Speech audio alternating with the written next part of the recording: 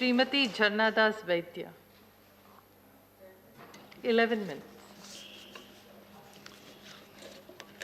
Thank you, Chairperson Madam, for giving the time to speak. The Finance Minister, in her Union on Budget speech, stated that there were 3 instances earlier where the economy contracted, with the 4th being under this government. The Indian economy has witnessed a being under sharp contraction of 23.9% year-on-year in the first quarter of 2020. This was the largest contraction on record in independent India's history, intensified, of course, by the nationwide lockdown. The impact of the pandemic and associated health measures has been unique, as they have affected every sector of the economy. But the silver line in all this has been the agricultural sector, thanks particularly to the hard-working farmers and farm laborers of the country. It is these farmers who are still sitting patiently and peacefully for getting their due to justice for their demands. As per the Economic Survey 2020-21, India's GDP is estimated to have contracted by 7.7% in 2020-21. According to the Center for Monitoring Indian Economy, the country's unemployment rate rose sharply from 8% in March 2020 to 24% in April 2020. This, of course, was an immediate impact of the lockdown. The biggest hit of the COVID crisis has been taken by the poor and the lower middle class.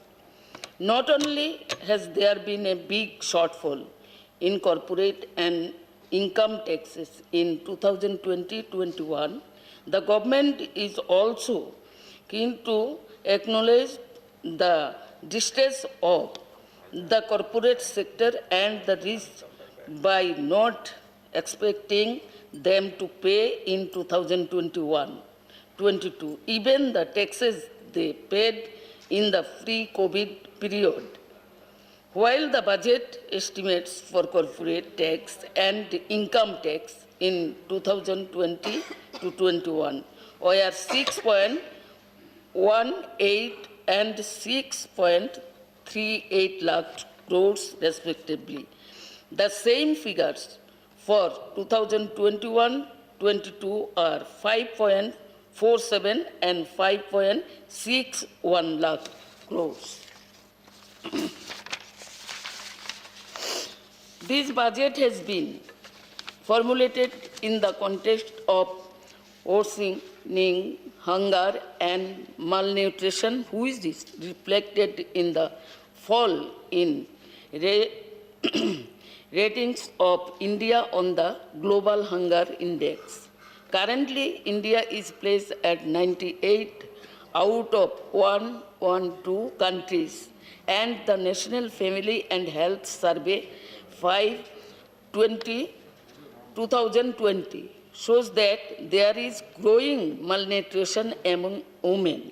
The budget reflects intensification of new liberal policies and exploitation. It is a direct attack on the basic rights of women and reflects the conservative and anti-women attitude. However, as per International Labour Organization assessment, even before the COVID-19 crisis, India had been experiencing slower economic growth and rising unemployment, according to IMF, between 2015 and 2019, economic growth fell from 8% to 4%. By unemployment rate doubled from 10% to 23%. This is even backed by ILO's assessment of our economic recovery being more sluggish and uncertain, with damage persisting without the whole country, most notably in the unorganized sector. What is the finance minister's speech did not reveal was the under several heads expenditure in 2020-21 was actually lower than budgeted.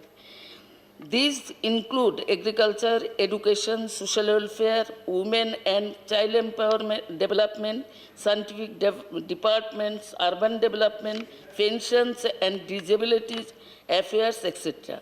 Not only are these cuts being carried forward into the next year too, even in the few heads of increased expenditure in 2020-21, like health and rural development, the budget proposes to cut down expenditures.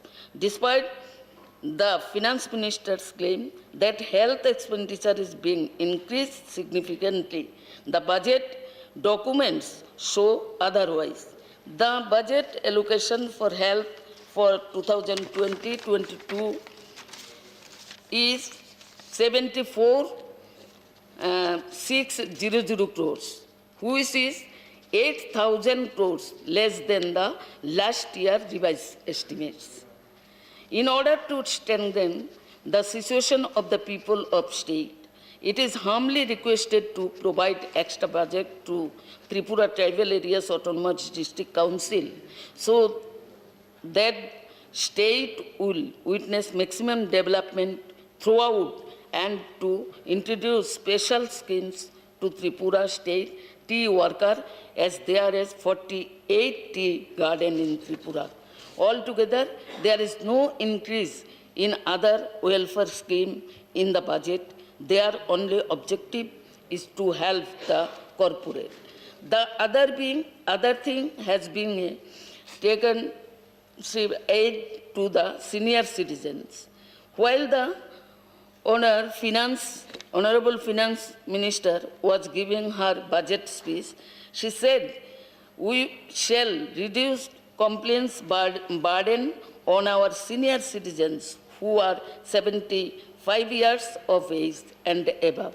For senior citizens who only have pension and interest income, I propose exemption from filing their income tax returns.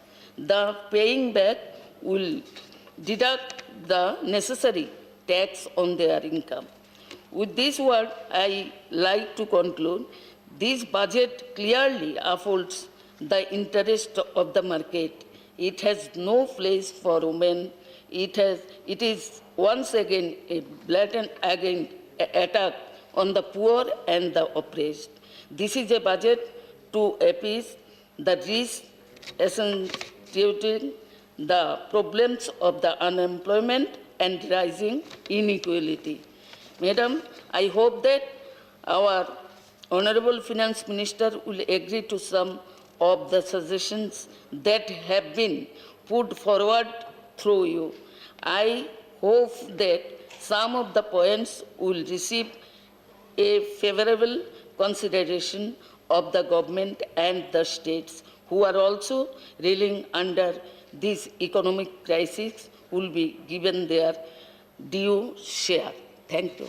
Thank you, Janna Das ji.